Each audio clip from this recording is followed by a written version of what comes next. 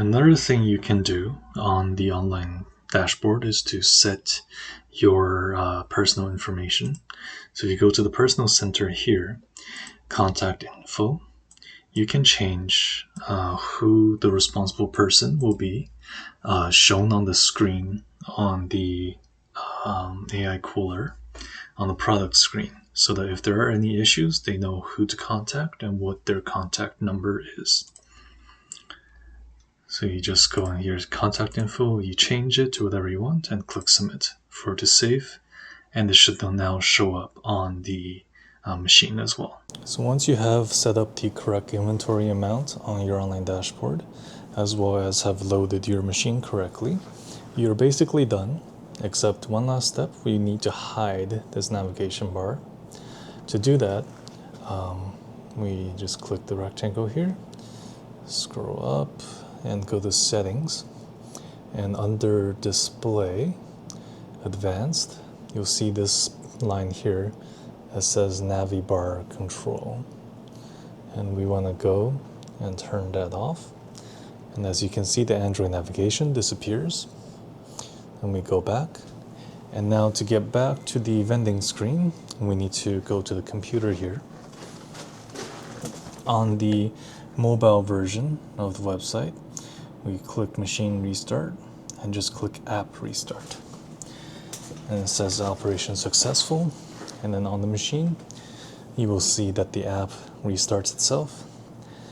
And now you're back at the vending screen showing the products. And as you can see, your contact information will also be shown here. And now, if you want to change settings again, well, you can't use the navigation bar anymore, which is good. It prevents customers from changing it. But to enter the settings, you actually need a password now from your computer. So on your computer, on the mobile version of the dashboard, you click enter setting. You confirm that it's correct time and click confirm. And it'll give you a 6-digit password that's only valid for 5 minutes. So then you gotta quickly go back to the machine. And to enter the password, you just hold the machine ID and you enter the password that was given, in their case 493891. And now you are back in the settings center. When you're in the settings center, another thing that's worth checking is to go to card and make sure the card reader setting is turned on. So the card reader is turned on, obviously. And down here, card reader type, you need to select Nayax_visual AI fridge. And the card serial port. So if you click on it, there'll be a lot of options.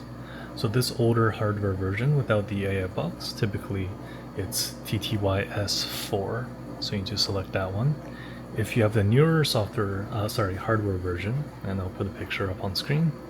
If you have this newer hardware version, you need to select the card reader serial port and make sure it says TTYS2. So if you're getting some sort of card reader error, double check this setting. Make sure you set the card reader serial port to the correct one. And as this one's the older hardware configuration, I'll keep it on 4 and click save. It'll prompt you to restart. We don't have to just yet. And then we go to app setting, and here you can see where you can set the delay time for entering the advertisement screen, and also the delay time for locking the door when the door is not opened. That is when a customer taps but does not open the door, how long it takes for it to lock itself again. So we click close here and then go to system. And then here, if you click more, it takes you back to the general Android settings again, where you can change things like language and time. You can bring back the navigation bar under display, as well as any other Android settings you want to change. And finally, to go back again to the product screen, you just need to, again, go back to the computer here and click machine restart and just click app restart.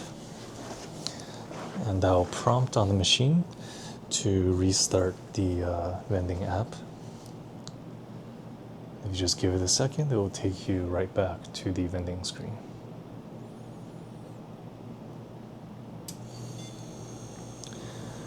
And once it's back here, before you leave the machine, you can be relatively confident in the setup. Make sure you do test transactions using an actual credit card and this NIAX terminal to make sure that everything has been set up correctly. Another important setting to check is here in the mobile operating system. We go to machine management, find the machine that you're interested in, scroll down. Under parameter configuration, make sure the currency matches your local currency. So in the United States, it will be USD here, and in Canada, it will be CAD here.